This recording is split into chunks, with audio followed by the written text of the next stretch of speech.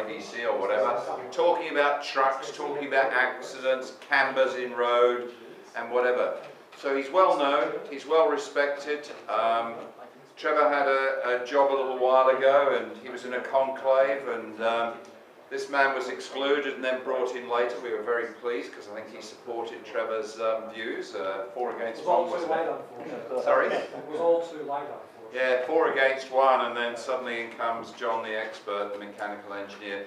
So John has some fabulous stories, he has some fabulous experience, and when we were at the committee meeting the other day, we said let's have something a little bit different, and I'd never have thought of asking for police disputes, pursuits.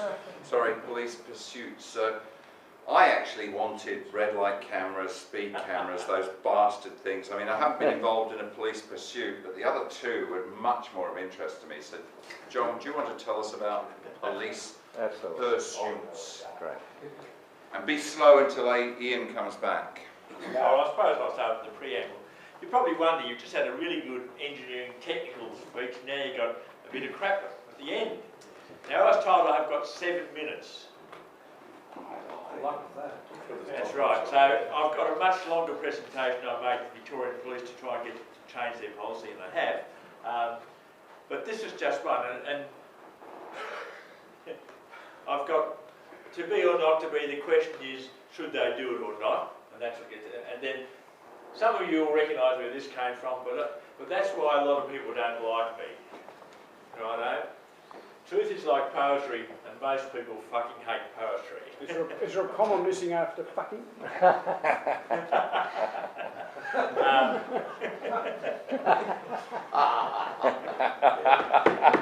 Who's the grammatical one? Wow. Why did I get involved with police disputes? Because I'm one of these, I was brought up to see that I have a responsibility to use my talents to help the community at large. And that was from my parents, very strongly so.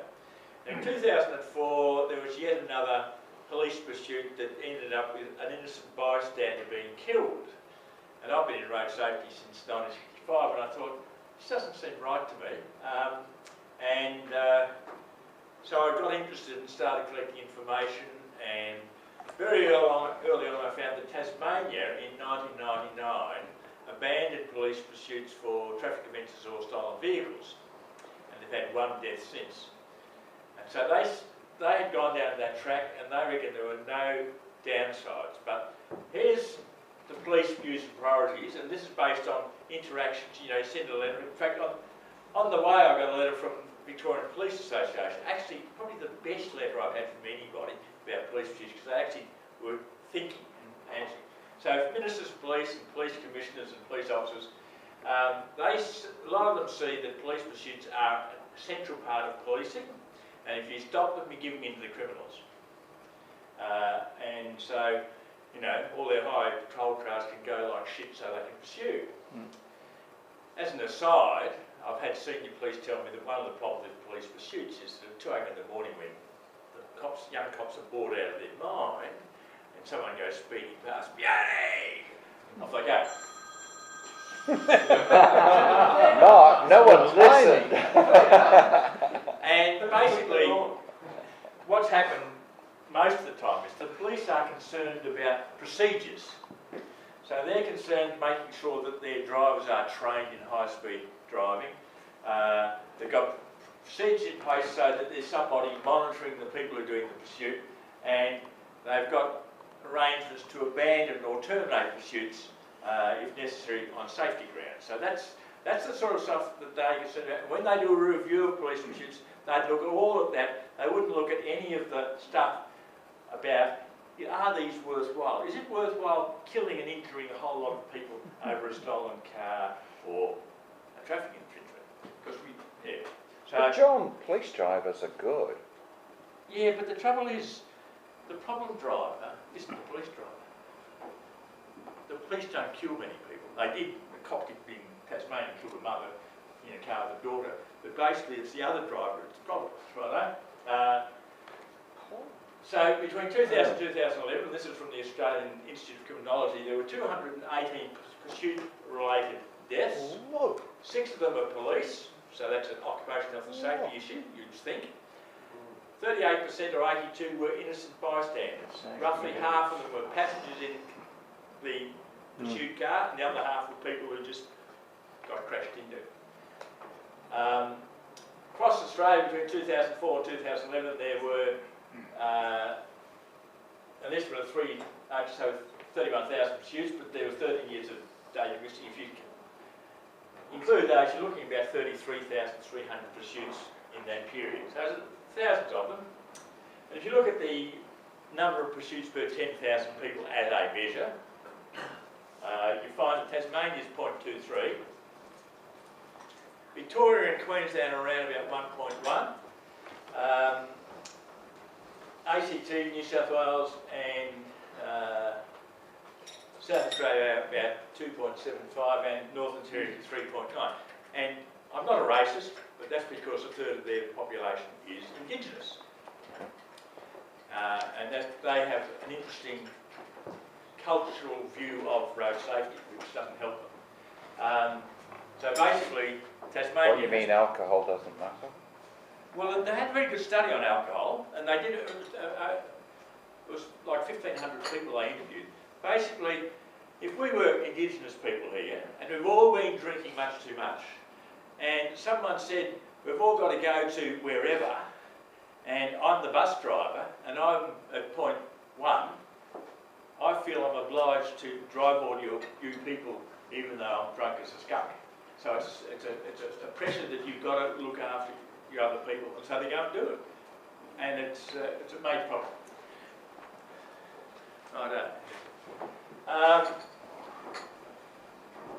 About 31% of pursuits are related to stolen vehicles, and about 57% are related to traffic offences. So here's, you can see out of this 160 that the Australian Institute of Criminology checked through in detail, 6 related to serious violence, a serious crime.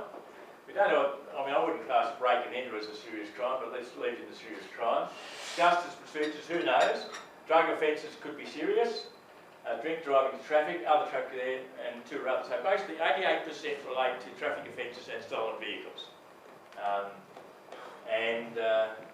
Additionally, of the drivers that they took BAC samples from, 80% were either impaired due to alcohol or to drugs or both. So the picture you've got to have in mind when you think about police pursuits is you've got drivers who are seriously impaired making really stupid decisions to do a run.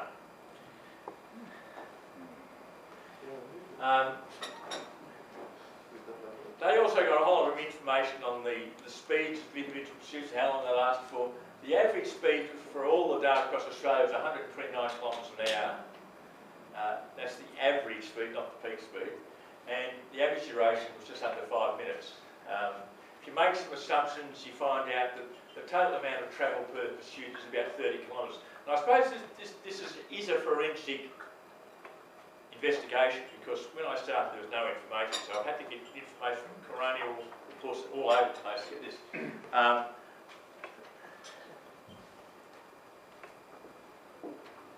CARS is the state, the national body who's tasked with reducing the numbers of stolen vehicles per year. So they've got all sorts of data. 83% of stolen vehicles are valued at less than 20 grand. Some people say that sounds too high, but if you think it through, just go and look at the used car prices. And 2/3 are valued at less than 10,000. In 2012-13, there were 57,000 vehicles stolen. There were around about 1,300 pursuits of stolen vehicles. So it's about 2.2% of stolen vehicles pursued, and typically they're only successful in intercepting the vehicle on about 40% of the time. So basically, in the area of stolen vehicles, maybe 1 in 100 might be pursued, which means nothing, because this committee here has reduced the numbers of cars stolen in a year by 82,000, and the rate at which they're stolen, how many vehicles per million vehicles, they've reduced that by 69% by doing things like you can't rebirth cars, they're better identified, all that sort of stuff, it's harder to break into. So it's got nothing to do with being pursued. So basically, pursuing stolen cars has No value. no advantage, no justification, or whatever. Big Police did an inspectorate review, and I would have loved to have one of the last pages here, because in it they said, if we're not going to pursue, what could we do? One of their suggestions is to use Patriot missiles. It's in there. You can read it. Special ones that when they get to the stolen car, they set out an electronic pulse which stops the engine. And of every car within 100 metres, they all crash it. Anyhow, important note to understand is that between 2002 and 2011, the number of pursuits they terminated went from 16% to 44%, yet the number of pursuits that ended in a crash increased also. And people think, why would that be? Well, if you guys decided you're going to do a runner in urban traffic, where are you going to be looking? If you're going to do 100 kilometres an hour down this road here, outside, you don't look at the front because you've got to avoid all those cars in front. You're not looking in your rear mirror. So once it starts, it just keeps going. And so terminating has proved to do nothing for reducing crash risk. If you look at get data from various sources, the average crash cost per pursuit is about $11,500. As I said before, 2/3 of stolen cars are worth less than $10,000. So the crash cost per pursuit is less than the majority of the stolen car. Why would you do it?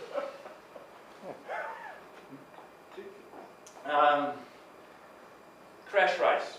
There's a lot of detail behind this, but basically the fatality rate is 29,000 times higher than for normal road travel. Horrendous. And people say that can't be true at the state. Yes, it is true, and I could have put up all the data behind it, because you can get all the data. You can, how many, well, I said before the average pursuit's about 30 kilometres of travel. There's one fatality every 250 pursuits. So that's one travel every 750 kilometres. And yet the average is a fatality per more than 100 million kilometres. And the crash rate is about 2,100 times higher. Now, to put that into perspective, as you all know, what do we get done for if we get caught with a mobile phone? How many demerit points? Three. What sort of fine do we get hit with? $400 around. Yeah. That's right. And what's the increase in crash risk they allege? Four times. And that research is bullshit. Don't give them that. And I can tell you why. So you get done over. In fact, if you or I were to drive in a way that increased the crash risk by that level, we'd probably end up in jail. Yet the police, who are one of our key John, groups, would you like a coffee or tea? Yes, Oh, it's there. You ordered it. Clever. I look after myself, selfish as they come. If we were to drive in this sort of way, we'd probably go to jail as a result. But the police, unknowingly, they initiate it. How many serious traffic offences are there per year? Well, I've estimated it's about 2.5 billion. And you might think, how do you work that out? Well, I'll give you an example. Every year, the feds do a community attitudes to road safety survey, and it's properly structured across the whole of Australia, and they ask people, how often do you speed at more than 10 kilometres about the limit? You've got always, mostly, sometimes all that. And you work out that about 6% of trips people drive at least 10 km over the speed limit. And we all know that's very serious, although I'll be cynical there. There's also how many that drink drive and all that. You can go through, because there's a lot of trips per year. There's about 40 billion trips per year in Australia.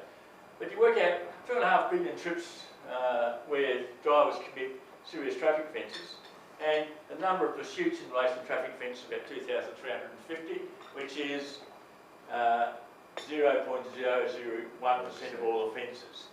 So it doesn't do anything for traffic safety either. Righto? And the Queensland, in their big inquiry, and when they put it in 2010, found that on average, when the police intercept somebody, we've all been probably intercepted, if you haven't, you're not a risk taker, only in about 1 in 10,000 does someone decide to do a run. So even that measure, it's a very low frequency thing. Now, you all know about the death penalty, because, well, I mean, I can remember Ronald Ryan dying, because I'm old enough. He was the last person killed in 1956. Between 1967 and 67, there were 114 people executed over very serious crimes, mostly for murder. In the 12 years from 2000 to 136 offenders were killed as a result of pursuit. More people killed over traffic offences on cars than, and further 82 innocent people were killed. So what possible justification have the police for initiating such a horrendously dangerous activity over nothing? Righto? So in summary, there is no justification for police pursuits. We now have Queensland have taken on the Tasmanian approach in 2012. They went halfway there in 2007. And Victoria has taken on that approach last year. So we've only got the rest of the states and New Zealand to go. That's my aim. And we'll get there in the end. And they'll all stop doing it. But it is very, for a lot of them, as I said at the start, it's a cultural thing they have great difficulty with. And I suppose if I get in a really, really intense conversation, I say, well, if you killed with guns 82 innocent people in that period, what would be the repercussion of police? And they say, shit, it would be terrible. I said, yeah, that's the point, isn't it? It's just, there's a public perception. It's police pursuits, so they deserve to die. I don't think they're innocent people like you and I just have to be not spot on time. So that's basically a summary of a much larger thing I gave to Victorian Police. Last week I was rung from New Zealand by 6 different media outlets on police pursuits because New Zealand in the last 4 weeks has had 3 deaths. So people are onto that, but yeah, it's but this is the bit that's going to challenge it. Oops. Oh, that's I more in there, right? Are you anything? Have you covered? You can skip that. Yeah. Go the wrong way, didn't I? Question: should entities in general get seriously involved in matters that relate to community safety? Good question. Now it's really interesting because these are my 3 current ones, right? This one I haven't really said it's getting rid of speed cameras because they are an abomination that doesn't achieve anything in road safety terms. Saved me a lot of money. That's Yeah. Quad bikes, should we as engineers get involved in that sort of stuff? And of course I did have another one here, which is the Geelong Ring Road. They wasted 240 million on the end of that, big roads. But then it was me fighting engineers, which is an interesting thing. And basically those engineers fitted into that first statement that, you know, truth is like poetry. They lied to the Premier, the Deputy Premier, the Minister of Transport, the community, because they made a decision and then they weren't going to admit they were wrong. What's wrong with the ring road? It should have gone from Barrabool Road southwest to join the Princess Highway at the end of the Warnpon Valley. Yep. At the end of the what valley, sorry? Warnpon Valley. Okay. It would have cost the same to do that as to go down to where they ended up initially at a T intersection. And it's cost them 240 million now to go around. To go round, yeah, got it. And Well, it's at Finesford, isn't it, now? Which is just out of the valley. no, the end of it. And they had it as an option, but what happened was it cost me $27,000. Shows how stupid I am. That was what an FOI application cost. Because big roads will run you. In fact, the Liberal Party, when the Liberal Party in office, they ran them over FOI for $120,000. So I got the information. Basically what happened was, early in the thing, they had to do an EES. So planning said to Vic Roads, we haven't got many resources, can you limit the options? They had 4, so they just cursory said, oh, we'll just look at 1 and 2. 4 was best, so they didn't include. Anyhow, questions? Just before you go into that, as you're a statistical man, you said we gave you 7 minutes. Yes. How long do you think you spent? More than 7. Yeah, 19 actually. Oh, it's That's totally fine. justified. So what times the allowed did you have? It works out to be about 2.45 times your allowed limit. So what would the penalty be if you were going 2.545 times the speed limit? Oh, well, it would be horrendous. It would be about as fast as I've driven in Australia. Excellent talk.